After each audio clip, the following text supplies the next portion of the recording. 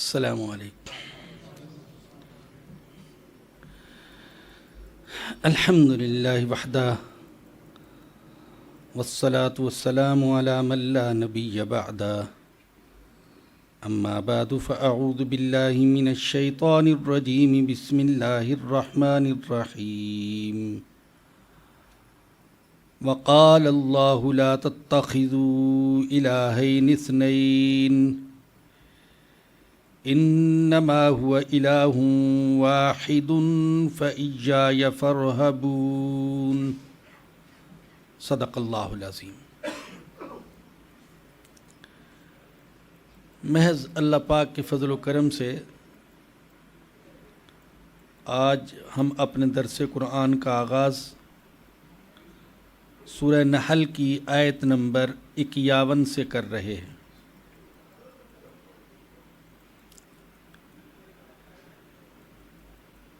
اس سے پہلے توحید کا مضمون اللہ پاک نے بیان فرمایا۔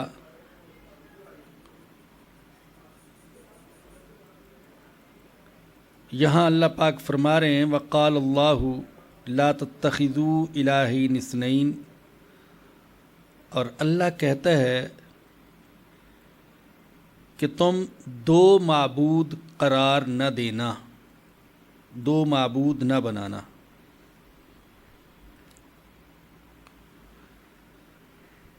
دنیا میں مختلف مذاہب اور مختلف قومیں رہیں اور آج بھی ہیں،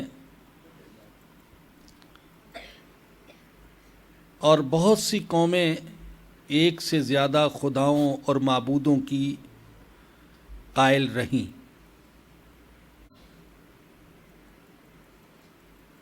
خود عربوں میں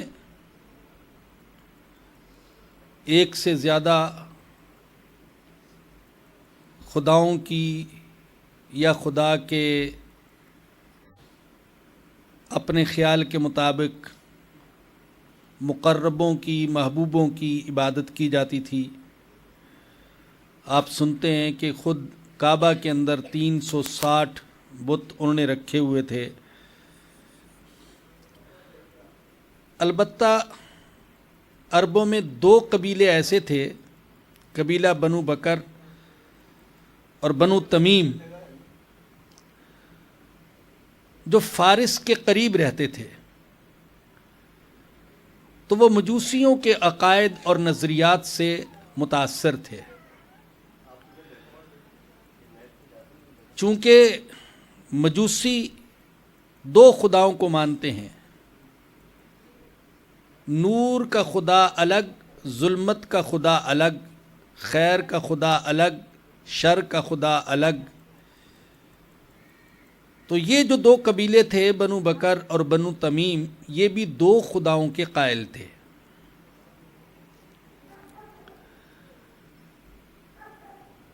مجوسی ایک خدا کو یزدان کہتے ہیں اور دوسرے کو اہرمن۔ ان کا عقیدہ یہ ہے کہ پہلے صرف یزدان ہی خدا تھا اور دنیا میں خیر ہی خیر تھا۔ ایک دفعہ یزدان کے دل میں برائی کا خیال پیدا ہوا، تو اس کی وجہ سے ایک اور خدا وجود میں آ گیا جسے انہوں نے اہرمن کا نام دیا۔ تو یہ مجوسیوں کا عقیدہ تھا۔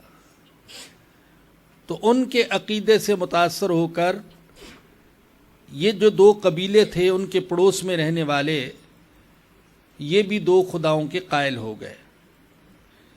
اس لیے کہ بسا اوقات پڑوس کا بھی بڑا اثر ہوتا ہے۔ آپ دیکھیں وہ مسلمان جو ہندوستان کے ہندوؤں کے پڑوس میں رہے، تو ان کے اندر ہندوؤں والی رسمیں اور ہندوؤں والے بعض عقیدے وہ آ گئے۔ شرک کا عقیدہ، شادی بیاہ کی مختلف قسم کی رسمیں،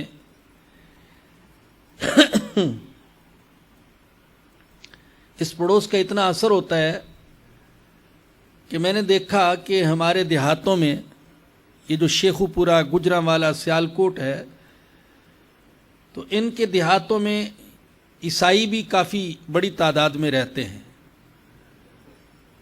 اکثر دیہات ایسے ہیں کہ ان میں ایک چھوٹا سا محلہ عیسائیوں کا بھی ہوتا ہے، جس کو وہاں کی زبان میں عیسائیوں کی ٹھٹھی کہا جاتا ہے۔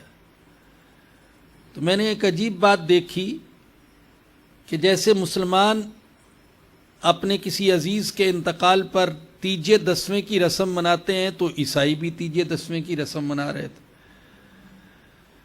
تو وہ ان سے اس رسم میں متاثر ہو گئے۔ تو بہت ساری چیزیں ایسی ہیں کہ جو مسلمان ہندوؤں کے پڑوس میں رہے، ان کا ملنا جلنا، معاشرت، دن رات کا اٹھنا بیٹھنا ہندوؤں کے ساتھ رہا، تو ان کے اندر بھی بعض چیزیں ہندوؤں والی آ گئی۔ بڑا عبرت آموز واقعہ لکھا ہے بعض کتابوں میں، حضرت مولانا محمد الیاس صاحب نور اللہ مرقدہ کے حوالے سے۔ بانی تبلیغی جماعت جب انہوں نے میوات میں دعوت کا کام شروع کیا، تو بعض میواتیوں سے ان کے نام پوچھے، تو نام ہندوؤں والے۔ ان سے پوچھا کلمہ آتا ہے؟ تو کہنے لگے کلمہ تو ہم کو نہیں آتا۔ نماز آتی ہے؟ نماز بھی نہیں آتی۔ مسجد میں کبھی جاتے ہو؟ نہیں، مسجد میں بھی نہیں جاتے۔ تم ہو کون؟ انہوں نے کہا ہم مسلمان ہیں۔ نام بھی ہندوؤں والے، کام بھی ہندوؤں والے، خیالات بھی ہندوؤں والے، کلمہ طیبہ تک نہیں آتا، نماز نہیں پڑھتے، لیکن کہتے تھے اپنے آپ کو مسلمان۔ تو ان سے پوچھا تمہارے مسلمان ہونے کی کوئی علامت تو ہونی چاہیے، کوئی ہے علامت؟ تو انہوں نے کہا ہاں، ہمارے گھر میں قرآن پاک رکھا ہوا ہے۔ کہنے لاؤ قرآن پاک۔ تو وہ جو قرآن کریم لائے، تو وہ گائے کے گوبر سے انہوں نے لیپا ہوا تھا۔ چونکہ ہندو جو ہیں وہ گائے کے گوبر اور پیشاب کو متبرک اور محترم سمجھتے ہیں، تو ان بیچاروں نے اپنے خیال میں ایک متبرک کلام کو متبرک چیز کے ساتھ لیپا ہوا تھا۔ اسی لیے کہا جاتا ہے حتی الامکان کوشش کی جائے کہ ہمارا پڑوس اچھا پڑوس ہو۔ ہم ایسی جگہ رہنے کی کوشش کریں جہاں ہمارا ایمان، جہاں ہمارا عقیدہ، جہاں ہماری معاشرت، ہماری ثقافت، ہماری روایات، ہمارے اخلاق، ہماری نئی نسل وہ محفوظ رہے۔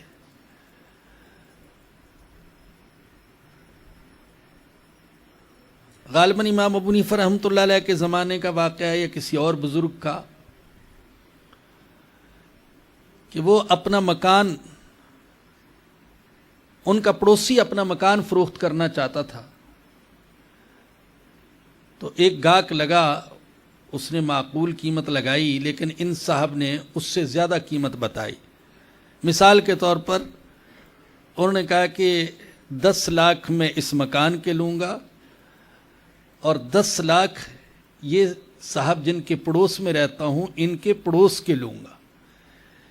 اس لیے کہ ان کا پڑوس اتنی بڑی نعمت ہے اور اللہ پاک کا اتنا بڑا احسان ہے کہ میں اس پڑوس کو بھی بہت قیمتی چیز سمجھتا ہوں۔ بات دوسری طرف چلی گئی، میں عرض کر رہا تھا کہ یہ جو 2 قبیلے تھے عرب کے، یہ 2 خداؤں کے قائل ہو گئے، مجوسیوں کے ساتھ رہنے کی وجہ سے اور ان کے پڑوس کی وجہ سے۔ تو اللہ پاک نے فرمایا کہ وقال اللہ لا تتخذوا الہین اثنین، اللہ کہتے ہیں کہ 2 معبود قرار نہ دو، 2 معبود نہ ٹھہراؤ، انما هو الہ واحد، بے شک معبود تو صرف ایک ہے، ایک ہی معبود ہے۔ فَإِيَّايَ فَارْهَبُونَ، بس مجھ ہی سے ڈرو، صرف اللہ سے ڈرو، کسی اور سے نہیں۔ یہاں اگرچہ صرف ڈر کا ذکر ہے، لیکن عربی کا قاعدہ ہے کہ بعض اوقات ایک ضد کو ذکر کیا جاتا ہے تو دوسری ضد خود بخود سمجھ میں آ جاتی ہے۔ جب ڈر کو ذکر کیا تو امید خود بخود سمجھ میں آ گئی۔ ڈر بھی اللہ سے ہے اور امید بھی اللہ سے ہے۔ تو ایک مسلمان ایک اللہ ہی سے ڈرتا ہے اور ایک اللہ ہی سے ساری امیدیں رکھتا ہے، ایک اللہ ہی کی عبادت کرتا ہے، ایک اللہ ہی سے دعائیں کرتا ہے، ایک اللہ ہی کے نام پر صدقہ خیرات کرتا ہے، اور ایک اللہ ہی کو حاجت روا اور مشکل کشا سمجھتا ہے، اور اس کی ساری عبادتوں کے سارے انداز وہ صرف اللہ کے لیے ہیں۔ چنانچہ ہم ہر روز ہر نماز میں تشہد میں یہ پڑھتے ہیں، التحیات للہ والصلوات والطیبات، تمام قولی عبادتیں وہ بھی اللہ کے لیے ہیں، بدنی عبادتیں وہ بھی اللہ کے لیے، اور مالی عبادتیں بھی اللہ کے لیے ہیں۔ آگے فرمایا کہ وَلَهُ مَا فِي السَّمَاوَاتِ وَالْأَرْضِ، اور اسی کے لیے ہے جو کچھ آسمانوں میں ہے اور جو کچھ زمینوں میں ہے۔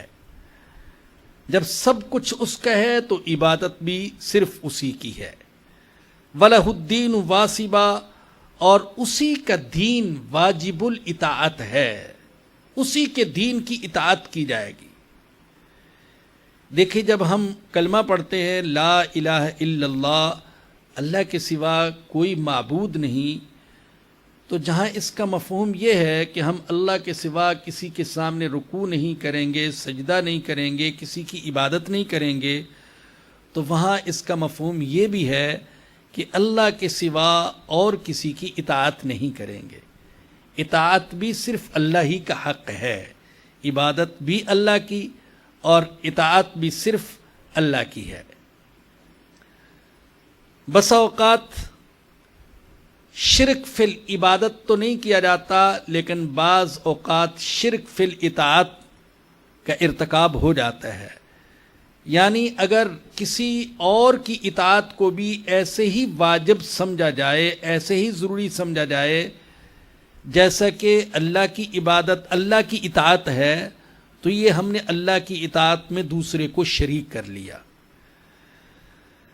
اللہ فرماتے افغیر اللہ تتقون، کیا تم اللہ کے سوا کسی اور سے ڈرتے ہو؟ تو ڈرنا صرف اللہ سے چاہیے، اور امید بھی صرف اللہ ہی سے لگائی رکھنی چاہیے۔ وما بکم من نعمت فمن اللہ، اور تمہیں جو بھی نعمت ملتی ہے تو یہ اللہ کی طرف سے ہے۔ جتنی بھی نعمتیں ہیں، خاص ظاہری نعمتیں ہوں یا باطنی نعمتیں ہوں، مادی نعمتیں ہوں یا روحانی نعمتیں ہوں، یہ ساری کی ساری اللہ پاک کی طرف سے ہے۔ یہ ایک مسلمان کے دل میں یقین ہونا چاہیے کہ جو کچھ ہے وہ اللہ پاک کی طرف سے ہے۔ ثم اذا مسکم الضر فالیہ تجأرون، پھر جب تم کو تکلیف پہنچتی ہے تو اسی کے سامنے فریاد کرتے ہو۔ نعمت بھی حقیقت میں اللہ کی طرف سے ہے، مصیبت بھی اللہ پاک کی طرف سے ہے۔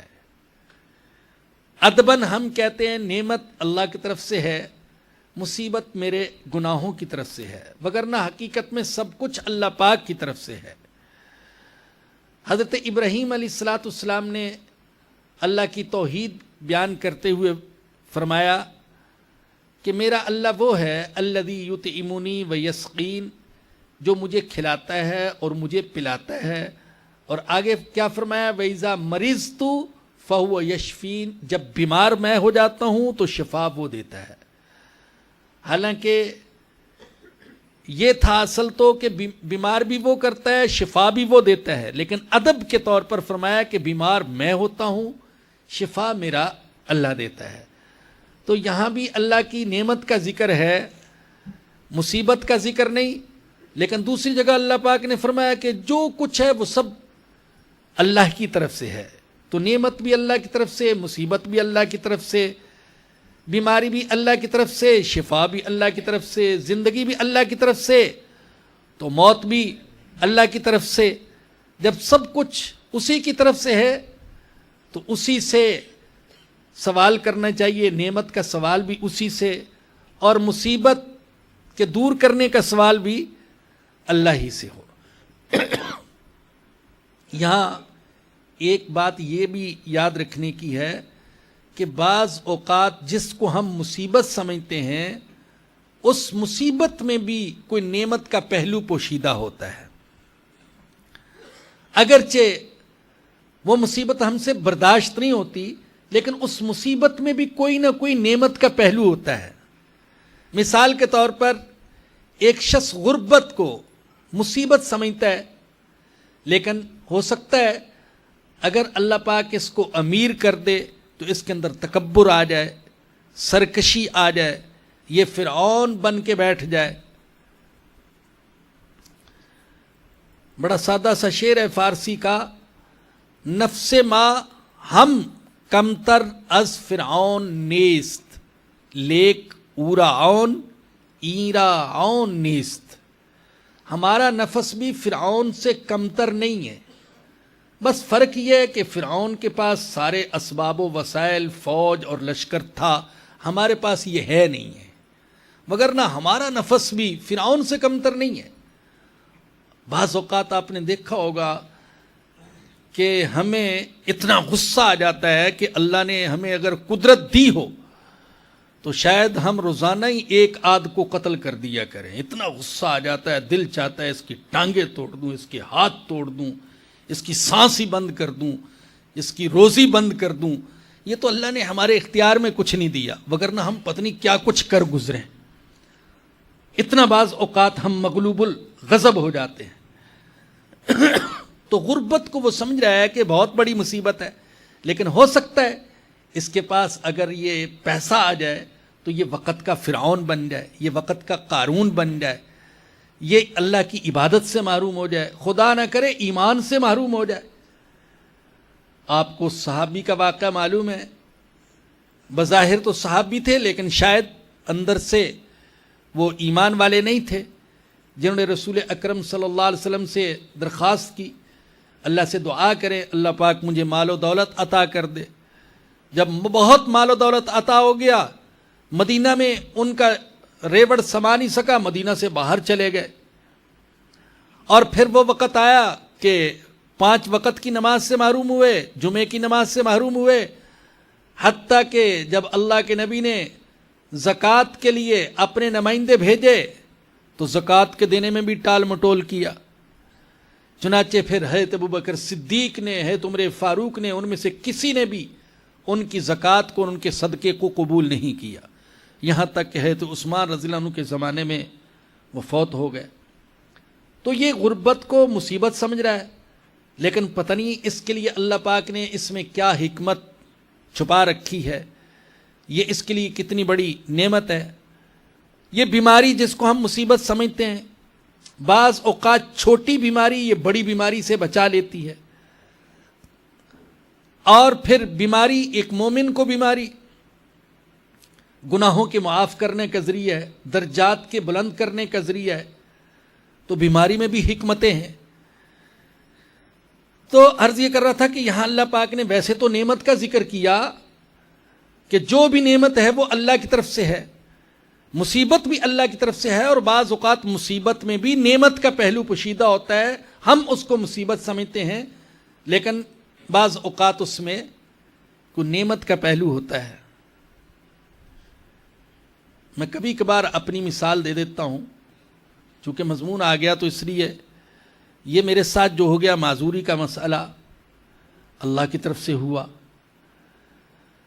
تو یقین جانیں اس معذوری کی وجہ سے اللہ نے ایک نعمت لے کر اتنی نعمتیں عطا کر دیں، اتنی نعمتیں عطا کر دیں کہ میں ان نعمتوں کو شمار نہیں کر سکتا، اور بعض اوقات میں اس پر بھی اللہ کا شکر ادا کرتا ہوں کہ اگر یہ تکلیف نہ ہوتی تو پتہ نہیں میں دین کی طرف آتا یا نہیں آتا۔ آج قرآن کا درس دے رہا ہوں، اگر ٹھیک ٹھاک ہوتا تو پتہ نہیں گانے گا رہا ہوتا، یا آوارہ لوگوں کی مجلسوں میں پھر رہا ہوتا، یا اللہ معاف فرمائے کچھ چوری چکاری کر رہا ہوتا، ڈاکے ڈال رہا ہوتا، اپنے خاندانی پیشے کے مطابق میں ہل چلا رہا ہوتا، ذمہ دارہ کر رہا ہوتا، لیکن شاید یہ کچھ تو نہ ہوتا جو کچھ اب اللہ پاک کرنے کی توفیق دے رہے. تو بعض اوقات مصیبت میں بھی کوئی نعمت کا پہلو پوشیدہ ہوتا ہے، لیکن ہماری عقل اس تک نہیں پہنچ سکتی ہے.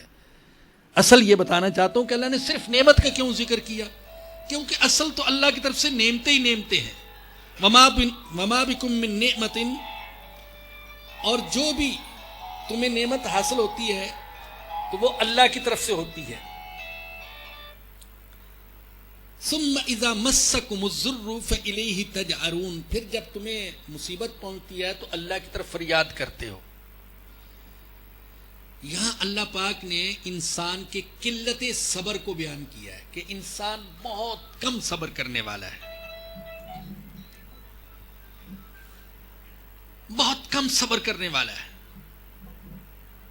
کاش آپ عربی زبان کو جانتے ہوتے تو آپ سمجھتے کہ قرآن کیسی باریکیوں کا لحاظ کرتا ہے. 2 لفظ ایسے استعمال کیے ہیں جن سے انسان کا قلت صبر ظاہر ہوتا ہے. پہلا لفظ یہ فرمایا کہ ثم اذا مسکم الضر، جب تمہیں تکلیف چھو کر گزرتی ہے. الفظ اصل معنی یہ ہے، مس کا معنی ہوتا ہے کسی چیز کا چھو جانا. جب تمہیں کوئی تکلیف چھو کر گزرتی ہے تو اسی وقت فریاد کرنے لگتے ہیں. یعنی اصل مصیبت تکلیف آئے نہ آئے، ذرا تکلیف چھو کر گزر جائے تو تم پریشان ہو جاتے ہو. بعض اوقات ہمارے اوپر جو تکلیف آتی ہے ہم سمجھتے پتہ نہیں کتنی بڑی تکلیف ہے، چیختے چلاتے ہیں، شکوے شکایتیں کرتے ہیں، لیکن جب ہم دنیا میں پھریں تو لگتا ہے کہ ہم سے تو کہیں زیادہ پریشان حال لوگ ہیں. ویسے تو اللہ کے نبی نے فرمایا کہ عبرت حاصل کرنے کے لیے قبرستان جایا کرو. میں ہمیشہ عرض کیا کرتا ہوں آپ کی خدمت میں کہ عبرت حاصل کرنے کے لیے کبھی کبھی ہسپتالوں کا بھی چکر لگایا کرو. ہسپتالوں میں دیکھیں کیسے کیسے مریض ہیں، کیسی کیسی تکلیف اور پریشانی میں ہیں. کتنے ہی ایسے ہیں کہ سال ہر سال سے وہ بستر سے اٹھ ہی نہیں سکے. ہمارے محلے کا ایک ساتھی تو آپ کو پتا ہے، سہیل بھائی، اللہ ان کی قبر کو نور سے بھر دے، 17-18 سال بستر پر رہے، کروٹ تک نہیں بدل سکتے تھے، انتقال فرما گئے. ہمارے ایک اور ساتھی بھی ہیں اسی طرح کے، احسان سرور ان کا نام ہے، گجرات کے قریب ایک قصبے میں رہتے ہیں. نوجوانی میں شادی کے صرف 1.5 سال بعد ایک ایکسیڈنٹ میں حرام مغز متاثر ہوا، اور وہ اب میرے خیال میں ان کو بھی 17-18 سال تقریباً ہو گئے بستر پر لیٹے ہوئے. اور اللہ اکبر، اس اللہ کے بندے نے اہتمام کیا ہوا ہے اپنے آپ کو مصروف رکھنے کے لیے. پتہ نہیں کس کس کو میسج بھیجتا ہوگا، لیکن مجھے روزانہ ان کا ایک میسج وصول ہوتا ہے، اور اکثر اس میسج میں یہ بات لکھی ہوتی ہے کہ اللہ سے دعا کیجئے کہ اللہ پاک نے ہمارے مقدر میں جو کچھ لکھا ہے اللہ اس پر راضی رہنے کی توفیق عطا فرمائے. اب وہ شخص جو 18 سال سے بستر پر لیٹا ہوا ہے، وہ اپنی تکلیف اور پریشانی کو دیکھ کر اس پر بھی میں کہتے ہیں میں اللہ پر راضی ہوں. ہفتے 15 دن بعد ایک دفعہ فون بھی کرتا ہے. یہ بھی اس نے التزام کیا ہو. مجھے شرم آتی ہے کہ مجھے کرنا چاہیے لیکن بھول جاتا ہوں، وہ کر لیتے ہیں. میسج روزانہ، اور ہفتہ 10 دن بعد ٹیلی فون، اور مصروف رکھا ہوا اپنے آپ کو ذکر میں، دعا میں، درود شریف میں، توبہ، استغفار، تلاوت میں، مطالعے میں، اسی میں مصروف رکھا ہوا ہے. تو میں عرض کر رہا تھا کہ بعض اوقات ہم سمجھتے ہیں کہ بہت بڑی مصیبت ہے، کیسے میں برداشت کروں گا، لیکن ان کو دیکھیں جو ہم سے زیادہ تکلیف میں ہیں، ہم سے زیادہ پریشان ہیں. تو پھر اپنی تکلیف ہلکی معلوم ہوتی ہے. تو اللہ کہتے ہیں جب تکلیف چھو کر گزر جاتی ہے تو تم چیخنے چلانے لگتے ہو. چھو کر گزرتی ہے پھر بھی پریشان ہو جاتے ہو. ایک لفظ تو یہ استعمال کیا انسان کے قلت صبر کو بتانے کے لیے کہ اس کے اندر صبر بہت تھوڑا ہے. دوسرا لفظ جو اللہ نے استعمال فرمایا فَإِلَيْهِ تَجْأَرُونَ، تو اللہ ہی کے سامنے فریاد کرتے ہو. تجأرون یہ لفظ اصل میں وحشی جانوروں کے لیے استعمال ہوتا ہے، جو تکلیف کے وقت ایسا چلاتے ہیں کہ پورا جنگل ان کی آواز سے گونج اٹھتا ہے. تو اللہ فرماتے تھوڑی سی تکلیف پہنچتی ہے لیکن تم ایسی فریاد کرتے ہو اور اتنے شکوے کرتے ہو گویا کہ تم سے زیادہ پریشان دنیا میں کوئی ہے نہیں ہے. بہت عرصہ پہلے وہ اسکول کی کتاب میں سر سید صاحب کی ایک کہانی پڑھی تھی کہ کہیں اعلان ہوا کہ بھی جتنے بیمار و پریشان ہیں وہ اپنی اپنی پریشانی لے کر آ جائیں. سب اپنی پریشانیاں لے کر آ گئے. کوئی دمے کا مریض ہے، کوئی قبض کا مریض ہے، اور کوئی بلڈ پریشر کا ہے، اور کوئی شوگر کا ہے. سارے اپنی اپنی بیماریاں تکلیفیں لے کر ایک جگہ آ گئے اور سب نے وہاں پر رکھ دی. اب جب شوگر والے نے دیکھا دمے والے کو بیچارہ تو سانس ہی نہیں لے سکتا، ہر ایک نے دوسرے کو دیکھا کہ تو مجھ سے زیادہ پریشان ہے.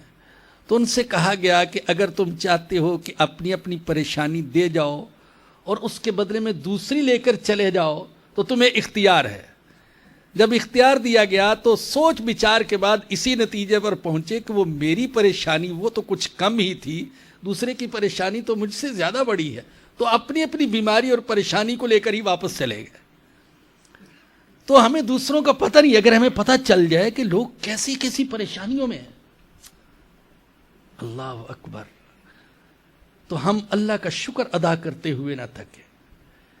میں بہت زیادہ دعویٰ نہیں کرتا کہ ہمیں لوگوں کے حالات کا پتہ ہے، لیکن چونکہ ہم بیان بھی کرتے ہیں، درس قرآن بھی دیتے ہیں، درس حدیث بھی دیتے ہیں، عوام سے ایک تعلق ہے، ان کا سامنا کرتے ہیں، تو بہت سے لوگ اپنے مسائل بیان کرتے ہیں. خدا جانتا ہے ترس آتا ہے سن کر، یا اللہ کیسے زندگی گزار رہے ہیں، ان کو نیند کیسے آتی ہے، ایسی پریشانیاں، ایسی مصیبتیں. اللہ اکبر. ابھی یہاں آنے سے پہلے ایک بوڑھی خاتون آئیں اپنی ایک بیٹی کے ساتھ، اور یقین کریں جو دونوں کا پردہ نہیں تھا تو میں نے سمجھا یہ دونوں بہنیں ہیں، اور پتہ چلا کہ وہ جو دوسری ساتھ آئی ہے وہ اس کی بہن نہیں، وہ اس کی بیٹی ہے. 40 سال سے اوپر عمر ہو گئی اور ابھی تک شادی نہیں ہوئی. پریشان ہے، اماں کے آنسو گر رہے ہیں. بیٹی کو بتاتے ہوئے حیا آتی، میں کیسے بتاؤں. پھر ایسے موقع پر لوگ سہارا لیتے ہیں کہ کسی نے مجھ پر کچھ کیا ہوا ہے، بندش کی ہوئی ہے، مختلف قسم کے بہانے، اور انہوں نے اپنے جو حالات بتائے. یقین کریں میرا دل دھال کر رہ گیا. یا اللہ یہ ماں کیسے رات سوتی ہوگی، باپ فوت ہو چکا ہے، بیٹی کو وہ دیکھ رہی 40 سال سے عمر زائد ہو گئی، چہرے پر جھریاں پڑی ہوئی ہیں. میں نے عرض کیا کہ دیکھنے سے مجھے لگ رہی تھی کہ اس بڑی اماں کی چھوٹی بہن ہوگی. انہوں نے کہا نہیں یہ تو میری بیٹی ہے. اب بھی وہ امید میں شاید کوئی رشتہ آ جائے، کوئی وظیفہ، کوئی ورد ایسا مل جائے. تو یہ تو ابھی میں چونکہ یہاں آ رہا تھا درس کے لیے، وہ محترمہ تشریف لے آئیں تو میں نے ان کی داستان سن لی تو میں بتا رہا ہوں، ورنہ اس سے کہیں زیادہ پریشانیاں، مصیبتیں، تکلیفیں جس میں لوگ مبتلا ہیں، لیکن ہر کوئی سر عام بیان نہیں کر سکتا. تو فرمایا کہ جب تمہیں تکلیف پہنچتی ہے تو پھر اسی کے سامنے فریاد کرتے ہو. ایسا نہیں ہے کہ اللہ کہتے ہیں کہ تم میرے سامنے فریاد نہ کرو، فریاد تو اسی کے سامنے کرنی ہے. وہی فریادیں سننے والا ہے، اور وہی ہے جو فریادیں سن کر پھر تانا بھی نہیں دیتا. اب ہو سکتا ہے جیسے وہ اماں آئی، میں اس کو کہہ دیتا اماں اب آپ کو فکر ہو رہی ہے اس کے رشتے کی، جب عمر تھی اس وقت فکر کرتی. ہو سکتا ہے میں اس کو کہہ دیتا، میں نے تو نہیں کہا، مجھے اس کے جذبات ملحوظ تھے، لیکن ہو سکتا ہے کوئی میرے جیسا اس کو کہہ دے. لیکن اگر اللہ کے سامنے روئے گی تو اللہ تو اس کو تانا نہیں دے گا. اللہ کے سامنے جب ہم فریاد کرتے ہیں، ہمارا اللہ تو ہمیں کسی قسم کا تانا نہیں دیتا. اتنی نافرمانی تو میری کرتا رہا، اتنے گناہ، اتنی بغاوت، اتنی سرکشی، کبھی نماز ہی نہیں پڑھی، اذان سنتا رہا، کبھی تیرے دل میں خیال ہی نہیں آیا میں اللہ کے سامنے جاؤں. وہ 50 سال 100 سال بھی گناہوں میں گزار دے، اللہ کے سامنے چلا جائے، اللہ پھر بھی کہتے یہ میرا بندہ ہے، آنے دو، میرا بندہ ہے، فریاد پیش کرنے دو. تو اللہ یہ نہیں کہتے کہ تم میرے سامنے فریاد نہ کرو، فریاد تو اسی کے سامنے ہے. اللہ کہتے ہیں ہوتا یہ ہے ثم اذا کشف الضر عنکم، پھر جب اللہ تمہاری تکلیف اور پریشانی کو دور کر دیتا ہے، اذا فریق منکم بربہم یشرکون، تو تم میں سے کچھ لوگ اپنے رب کے ساتھ دوسروں کو شریک ٹھہرانے لگتے ہیں. اللہ کہتا ہے سارے ایسے نہیں ہو، بہت سے صبر کرنے والے بھی ہیں اور شکر کرنے والے بھی ہیں، لیکن اللہ کہتے ہیں تم میں سے کچھ ایسے ہیں جو تکلیف دور ہونے کے بعد اپنے رب کے ساتھ دوسروں کو شریک ٹھہراتے ہیں. کہتے ہیں اس کی وجہ سے پریشانی دور ہو گئی، اس کی وجہ سے تکلیف دور ہو گئی، فلاں نے مسئلہ حل کر دیا، ڈاکٹر بڑا کمال کا تھا اور عامل بڑا کمال کا تھا، ایسا تعویذ دیا، ایسا دم کیا کہ بس سب کچھ کر دیا، پیر صاحب بڑے کمال کے تھے. دوسروں کی طرف نسبت کرتا ہے، اللہ کو بھول ہی گیا جس اللہ نے سب کچھ کیا. پریشان تھا غربت کی وجہ سے، بے روزگاری کی وجہ سے، اللہ نے مسئلہ حل کر دیا، اب حالات اچھے ہو گئے. اب اپنی ذہانت کو سمجھتا ہے، اپنے فن کو سمجھتا ہے کہ مجھے اسی کی وجہ سے یہ عروج ملا ہے، یہ ترقی ملی ہے، یہ کمال ملا ہے. تو اللہ کہتے ہیں کہ جب میں تکلیف دور کر دیتا ہوں تو یہ اپنے رب کے ساتھ دوسروں کو شریک ٹھہراتے ہیں. شکر اور شرک دونوں میں ایک جیسے لفظ ہیں، شین را کاف، شرک میں بھی یہ 3 لفظ ہیں اور شکر میں بھی یہ 3 حرف ہیں، شین کاف را. ترتیب الٹ گئی، صرف ترتیب بدل گئی. شرک اور شکر ہونا تو چاہیے تھا شکر کرتا، لیکن یہ کیا کرتا ہے؟ شرک کرتا ہے. اور ایک بات عرض کروں، آج کے دور کا سب سے بڑا شرک، یہ حضرت مولانا علی میاں صاحب رحمۃ اللہ علیہ نے بھی اپنی کتاب میں بات لکھی ہے، آج کے دور کا سب سے بڑا شرک وہ شرک فی الاسباب ہے. شرک فی الاسباب یعنی اسباب کو مسبب الاسباب کا درجہ دے دینا. ہمیں اسباب اختیار کرنے کا حکم دیا گیا ہے، اسباب اختیار کرنے چاہیے. حضور اقدس صلی اللہ علیہ وسلم نے اسباب اختیار فرمائے، بیماری کے لیے دوائیں بتائیں، جنگ کے لیے اسلحہ تیار کیا، افراد فراہم کیے، وسائل اختیار کیے، اسباب اختیار کیے، لیکن اسباب کو مسبب الاسباب کا درجہ نہیں دیا. اسباب اختیار کرنے کے بعد اللہ کے سامنے ہاتھ اٹھا دیے، میرا مولا میں تو یہی کچھ کر سکتا تھا، ان اسباب میں اثر پیدا کرنے والا تو ہے. آج اسباب پر اتنا زور دیا جا رہا ہے، اس مادی زندگی کو اتنا مؤثر بنا کر پیش کیا جا رہا ہے، اتنا خوبصورت بنا کر کہ بھاولا انسان سمجھنے لگتا ہے کہ جو کچھ ہوگا اسباب سے ہوگا. لیکن بھائیو، ایک مسلمان کی سوچ یہ ہے کہ جو کچھ ہوگا وہ اللہ کی طرف سے ہوگا، جو اللہ چاہے گا ہوگا، جو اللہ نہیں چاہے گا نہیں ہوگا. میں نے پہلا درس جو یہاں دیا تھا، پہل سورہ حجرات کا، پھر سورہ کہف کا درس، اس کا خلاصہ بھی چھپا ہوا ہے، دوبارہ بھی ہم چھاپ رہے ہیں، انشاءاللہ یہاں بھی تقسیم کریں گے. تو اس میں بتایا تھا کہ حضرت مولانا علی میاں صاحب رحمۃ اللہ علیہ نے جو سورہ کہف کے بارے میں اور دجال کے فتنے کے بارے میں کتاب لکھی ہے، اس میں فرمایا کہ سورہ کہف کا خلاصہ جو اللہ نے بیان کیا وہ ایک جملے میں ہے، ولولا اذ دخلت جنتک قلت ما شاء اللہ لا قوت الا باللہ. یہ ساری سورہ کہف کا خلاصہ ہے. اس کا مفہوم کیا ہے؟ جو اللہ چاہے وہ ہوتا ہے اور جو اللہ نہ چاہے وہ نہیں ہوتا. مادیت کی سوچ کیا ہے کہ ہم جو چاہیں کر سکتے ہیں اسباب کے زور پر، اور ایمانی سوچ کیا ہے کہ جو اللہ چاہے گا وہ ہوگا اور جو اللہ نہیں چاہے گا وہ نہیں ہوگا. تو بھائیو یہ شرک ایسا ہے کہ اس شرک میں بعض مسلمان کہلانے والے بھی مبتلا ہو جاتے ہیں کہ اسباب کو مسبب الاسباب کا درجہ دے بیٹھتے ہیں.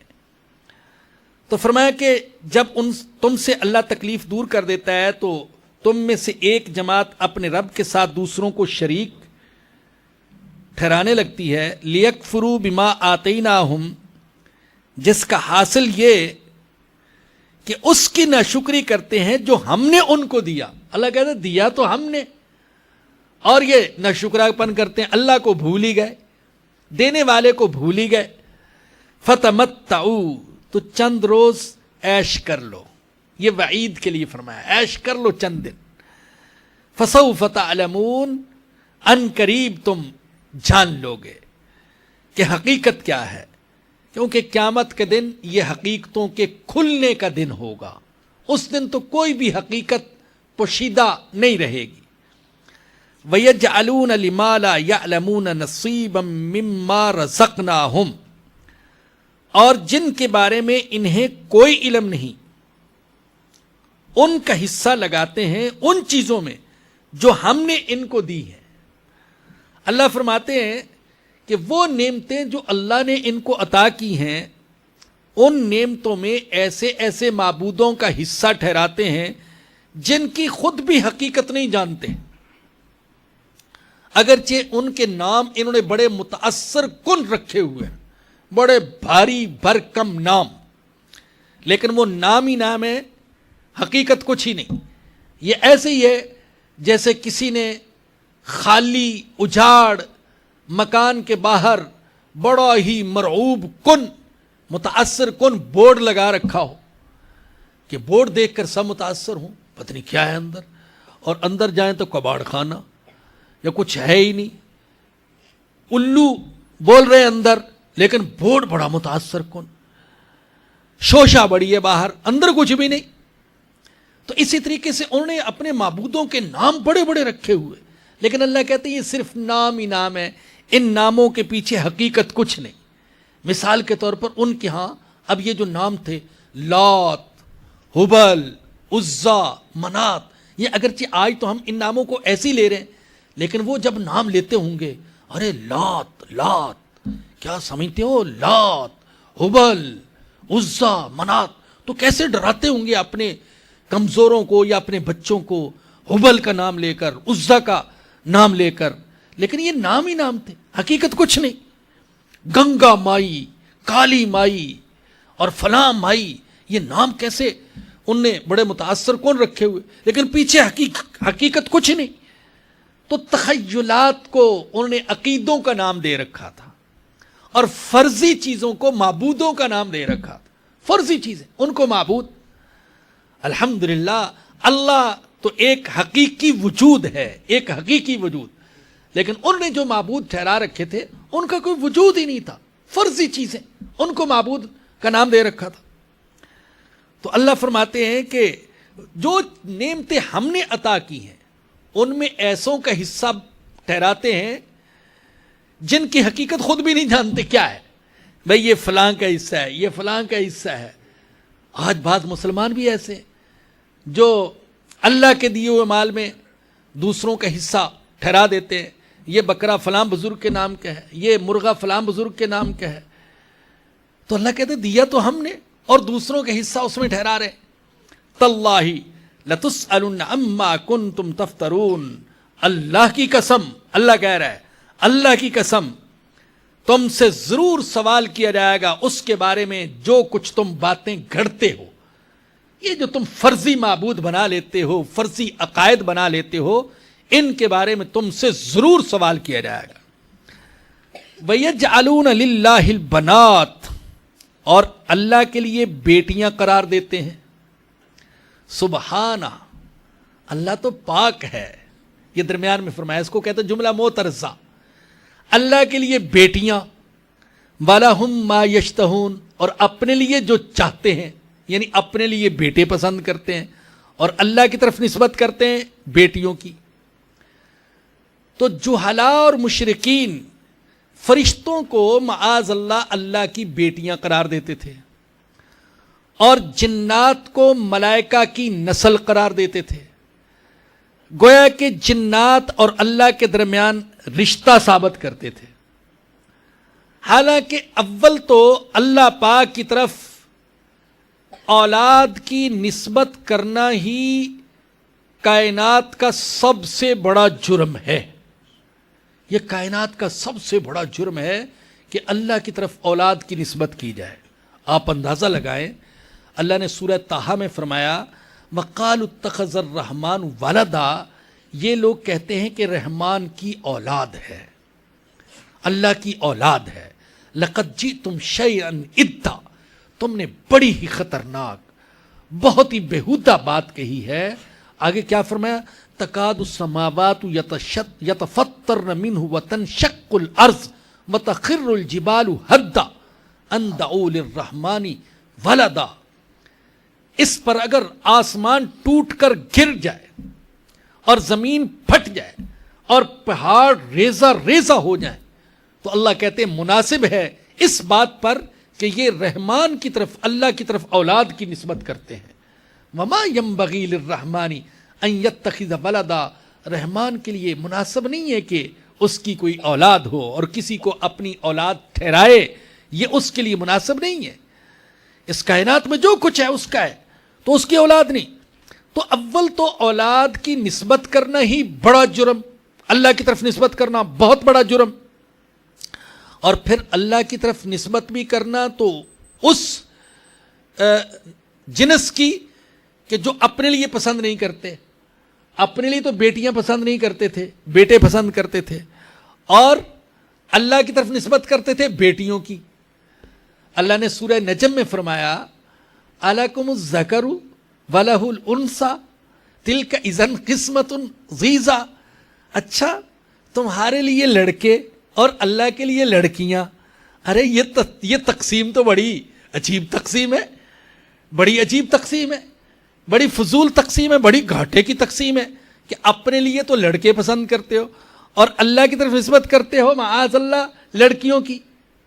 اس کا یہ مطلب ہرگز نہیں کہ اگر وہ اللہ کی طرف بیٹوں کی نسبت کرتے تو ان کا یہ عمل قابل تعریف ہوتا, یہ بھی قابل مذمت ہے. لیکن اصل تو اللہ پاک یہاں ان کی سوچ کے اعتبار سے ان کی برائی بیان کر رہے ہیں. ان کی سوچ یہ تھی, جیسے آگے آ رہا ہے, کہ لڑکی کا وجود یہ باعث شرم ہے, بیٹی کا باپ ہونا یہ باعث شرم ہے, اور بیٹے کا باپ ہونا یہ باعث فخر ہے. تو اللہ کہتے ہیں اپنے لیے تو بیٹی کا باپ ہونا باعث شرم سمجھتے ہو اور اپنے خالق اور مالک کی طرف بیٹیوں کی نسبت کرتے ہو. تو یہ ان کی سوچ کے اعتبار سے ان کی برائی بیان کی جا رہی ہے, ورنہ معاذ اللہ اس کا یہ مطلب نہیں کہ اگر وہ بیٹوں کی نسبت کرتے اللہ کی طرف تو اللہ کہتے تم اچھا کرتے ہو. آگے ان کی سوچ بیان فرمائی وَإِذَا بُشِّرَ أَحَدُهُمْ بِالْأُنثَىٰ, اپنا ان کا حال یہ ہے کہ جب ان میں سے کسی کو بیٹی کی ولادت کی خوشخبری سنائی جاتی ہے. اللہ اکبر, اللہ نے یہ نہیں فرمایا کہ بیٹی کی ولادت کی خبر دی جاتی ہے, یہ نہیں فرمایا, بلکہ فرمایا بیٹی کی ولادت کی بشارت دی جاتی ہے. کیونکہ اللہ بتانا چاہتے ہیں کہ بیٹی کا پیدا ہونا یہ بشارت ہے, ایک خوشخبری ہے. کیوں؟ اس لیے کہ بیٹی کا پیدا ہونا یہ باعث رحمت ہے. نمبر 2, اولاد کا زیادہ ہونا یہ ایک نعمت ہے, یہ نعمت ہے. آج ہمارے ذہن میں بٹھایا جا رہا ہے کہ یہ مصیبت ہے, بہت بڑی مصیبت. نعرہ, مسلسل نعرہ, بچے 2 ہی اچھے, یہ نعرہ لگوایا جا رہا ہے قوم سے, اس کے ذہنوں میں بٹھایا جا رہا ہے. لیکن اسلام کی سوچ یہ, اولاد کی زیادتی نعمت ہے, بشرطے کہ اولاد نیک ہو, تو اللہ پاک کی بہت بڑی نعمت ہے. اللہ نے زیادہ اولاد دی اور سب کو دین کی خدمت کے لیے قبول کر لیا, سب کو اچھے انسان بنا دیا, بہت بڑی نعمت ہے. نمبر 3, بیٹی سے نسل کی زیادتی کی امید ہے. نمبر 4, اگر اس کے سسرال اچھے ہو گئے تو وہ باعث تقویت ہوں گے, باعث عزت ہوں گے.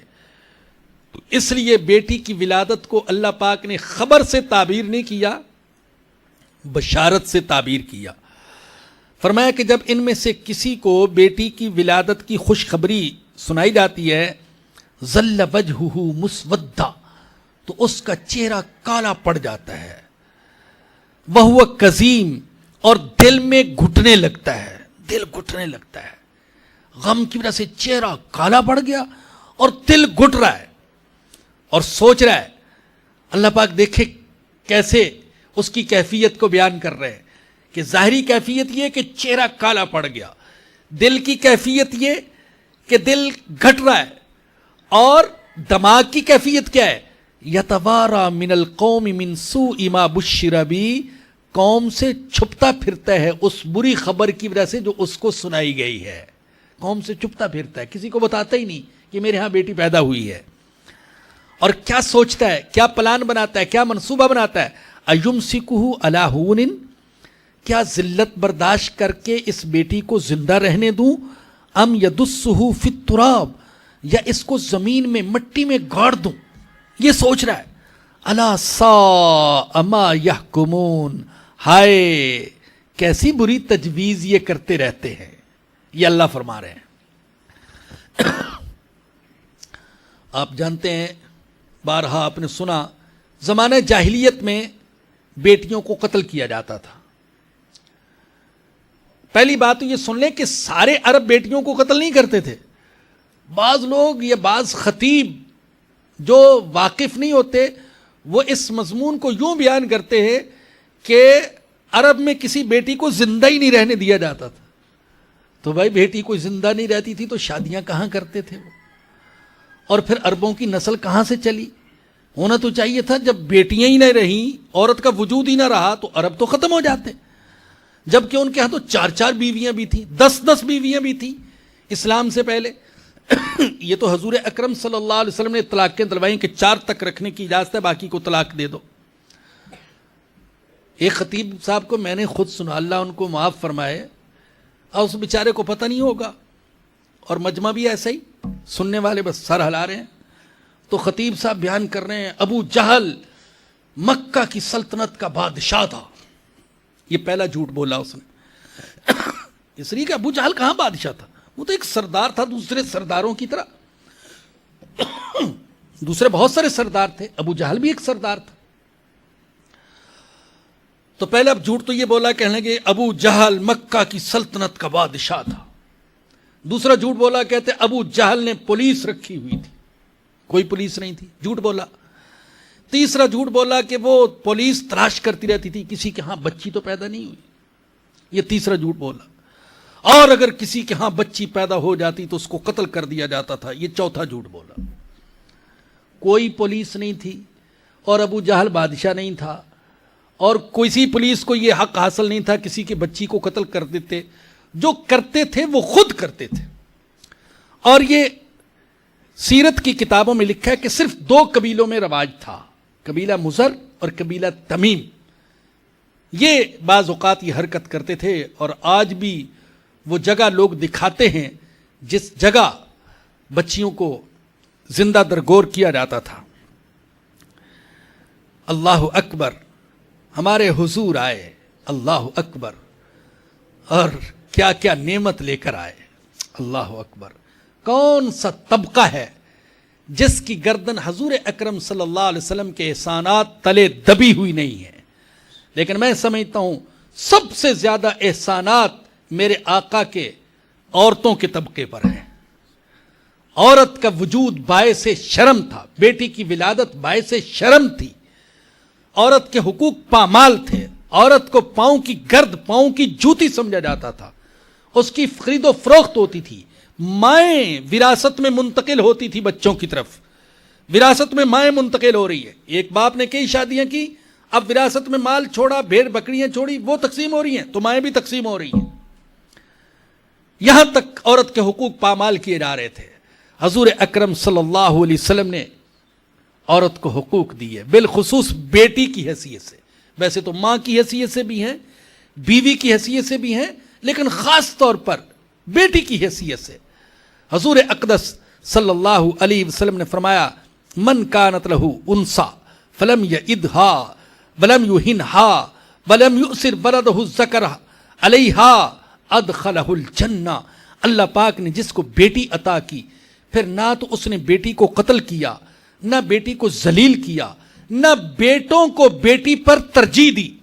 ये भी सोच ले, आका ने फरमाया बेटों को बेटी पर तरजीह नहीं दी, बेटी की तरबियत पर भी वैसे ही दिल खोल कर खर्च किया जैसे कि बेटों पर खर्च करता है। आका ने फरमाया कि जिसके अंदर ये चीजें पाई जाएंगी अदखलहुल जन्ना, अल्लाह उसको जन्नत में दाखिल करेगा। एक दूसरी हदीस में फरमाया, सही मुस्लिम की रिवायत है, मनिब्तुलिया मिनल बनाति बिशैइन फअहसन इलैहिन्ना कान लहू सित्रम मिनन नार। आका ने फरमाया बेटी की विलादत एक आजमाइश तो है, ये खुद फरमाया बेटी की विलादत, बेटियों का बाप होना एक आजमाइश तो है, लेकिन याद रखो जो शख्स बेटियों की आजमाइश में मुब्तला हुआ और बेटियों के साथ अच्छा सलूक किया, क़यामत के दिन ये बेटियां उसके दरमियान और दोज़ख के दरमियान रुकावट बन जाएंगी। और तीसरी हदीस बहुत मशहूर हदीस है, आपने बारहा सुनी होगी। रसूलुल्लाह सल्लल्लाहु अलैहि वसल्लम ने फरमाया, मन आला जारियतैन हत्ता तबलुगा जा यौमल क़ियामा अना बहुआ कहातैन वज़म्मा असाबिअहु। फरमाया कि जिसने दो बच्चियों की बालिग होने तक कफालत, तरबियत और परवरिश की, तो क़यामत के दिन वो मेरे साथ जन्नत में ऐसे खड़ा होगा जैसे हाथ की ये दो उंगलियां हैं। तो सबसे ज्यादा हुजूर के एहसानात तबका निस्वां पर, तो कहां बेटी की विलादत को जहमत समझते थे, शर्म समझते थे, और कहां वो वक़्त आया कि बेटी के बाप होने पर फख्र महसूस करते थे। लेकिन हकीकत यह है कि आज का मुसलमान भी बेटी की विलादत पर शर्मिंदा होता है। आज भी बाज लोगों के चेहरे बेटी की विलादत की खबर सुनकर काले पड़ जाते हैं। आज भी बाज लोगों के दिल में गम के जवार भाटे उठते हैं बेटी की विलादत की खबर सुनकर। और आज भी मॉडर्न तरीके से बेटियों को कत्ल किया जा रहा है जैसे ज़माना जाहिलियत में कत्ल किया जा रहा था। ये अल्ट्रासाउंड के ज़रिए जब बाज़ औक़ात जिन्स का तयन हो जाता है तो बाज़ ऐसे बदनसीब बाप और बाज़ ऐसी बदनसीब माएँ हैं जो बेटियों को दुनिया में आने से पहले ही कत्ल कर देती हैं। गुज़श्ता दिनों ये बड़ी खबर उठी, आपने भी पढ़ी और सुनी होगी मीडिया के ज़रिए, कि एक कचरा कुंडी से 5 नौज़ायदा बच्चियों की लाशें मिली और ईदी वालों ने कहा कि ऐसी 1100 बच्चों की लाशें हमने पूरे साल में उठाई हैं। ये लाशें किसकी हैं? गलत ताल्लुकात के नतीजे में पैदा होने वाले बच्चों की, और दूसरे उनमें से बाज वो बच्चियां हैं जो अगरचे मनकूहा औरतों की हैं, लेकिन ये देखकर कि बच्ची पैदा होने वाली है उसका गला घोंट दिया जाता है। अल्लाह हमें हिदायत दे, अल्लाह हमें कुरान और हदीस की तालीमात पर अमल करने की तौफीक अता फरमाए। वक़्त ख़त्म हो गया, मज़मून कुछ ना कुछ बाकी है। इंशाअल्लाह अगले इतवार को जामा मस्जिद तव्वाबीन में बयान करेंगे, जो हज़रात वहाँ तशरीफ़ ला सकें, और ऐसे तो कम ही हैं तो वहाँ तशरीफ़ लाएँ, वगरना शफ़ीक भाई ने यहाँ वो मोबाइल के ज़रिए से सुनाने का इंतज़ाम कर रखा है। यहाँ पर भी आप हर इतवार को शिरकत कर सकते हैं। आखिर दावाना अल्हम्दुलिल्लाह। दुआ के लिए तो टाइम नहीं है तो एक ज़रूरी ऐलान था इसलिए कर रहा हूँ। अगले इतवार 25 मार्च को 3 बजे सपहर फ़िक्र नशिस्त, जिसमें इस्लामाबाद से खुसूसी तौर पे मुफ्ती अदनान काका खेल साहब आते हैं। अगले इतवार को मौजू है पुरसुकून पुरलुत्फ़ बेखौफ ज़िंदगी के कुरानी नुस्खे। कुरान ख़वातीन व हज़रात से शिरकत की दरख्वास्त है। इसके अलावा पैनाफ्लेक्स इस प्रोग्राम के बाहर स्टॉल पर मौजूद है। मस्जिद के लिए फ्री ले जाएं, लेकिन मस्जिद में पर लगाएं ज़रूर। आज का प्रोग्राम darse-quran.com पर पहली मरतबा लाइव वीडियो स्ट्रीमिंग की गई है और माशाल्लाह कामयाब रही है। प्रोग्राम लाइव चल रहा था। अगला प्रोग्राम, अब ये टेस्टिंग था, अगला प्रोग्राम इंशाल्लाह अगले हफ्ते लाइव वीडियो स्ट्रीमिंग देखी जाएगी दुनिया भर में। बाहर जो है CD और कैलेंडर भी दस्तयाब है, और बहुत सारे लोगों ने दुआओं के लिए कहा है, इसलिए टाइम नहीं है, इसलिए सबके लिए जो है वो हज़रत से इल्तिमास है कि दुआ कर लीजिएगा। बाद में अभी हम प्रोग्राम को ख़त्म कर रहे हैं कि नमाज का टाइम हो गया। जज़ाकल्लाह।